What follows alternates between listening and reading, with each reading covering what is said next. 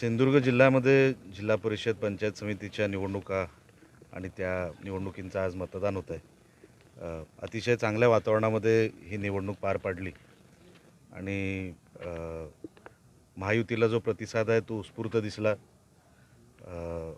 आणि मतदान पण तसं महायुतीच्या बाजूने होईल असं दिसतंय। लोकांनी आशीर्वाद दिले तर एक चांगली जिल्हा परिषद आम्ही चालू, जी मागची 27 वर्ष राणेसाहेबांनी निष्कलंक जिल्हा परिषद चालवली, पारदर्शक चालवली, तर पुढची 5 वर्ष ही एक चांगली व्यवस्था जिल्हा परिषद पंचायत समितीच्या माध्यमातून जिल्ह्याला आम्ही देऊ, ही खात्री आम्ही प्रचाराच्या वेळेला लोकांना दिली।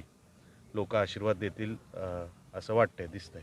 निकाल कसा असेल एकंदरीत चित्र? बघा, मी नेहमी सांगतो, मी लोकांना गृहीत धरत नाही की आम्हाला एवढ्या सीट मिळतील, पण मॅक्सिमम सीट मिळतील। कारण का आता तसा विरोधक तुम्हालाही कुठे दिसला नसेल। विरोधकांनी तसे शस्त्रच टाकलेले आहेत, कुठेही ते मैदानात दिसले नाहीत। ठीक आहे, अधूनमधून ते टीका करत होते पर्सनल लेवलवरच्या, पण कुठे काही लोकांना फायदा होईल अशा कुठल्या टिप्पण्या त्यांनी केलेल्या नाही। पण लोकांनाही लक्षात आलेलं आहे टीका करणाऱ्याला ते कधी सत्तेमध्ये बसवणार नाहीत आणि आम्हाला सेवा करायची संधी देतील। बंडखोरी मोठ्या प्रमाणात झाली होती, बंडखोरींना लोक थारा देतील का? बघा, बिनविरोध पण अनेक ठिकाणी झाले, आपण ते बघावं। नुसतं बंडखोरी बघून तुम्ही 25 जागा ज्या बिनविरोध झाल्या त्याच्यावरूनच तुम्हाला लक्षात येईल। आणि मी सुरुवातीला पण सांगितलं होतं, काही एलिमेंट असे आहेत ज्यांना सगळं चांगलं होताना जेव्हा दिसायला लागतं तेव्हा ते ॲक्टिवेट होतात।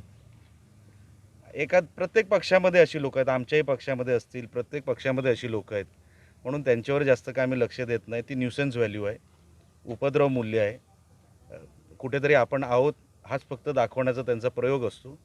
त्याच्या पलीकडे बंडखोरांना तसं स्थान कुठे मिळणार नाही।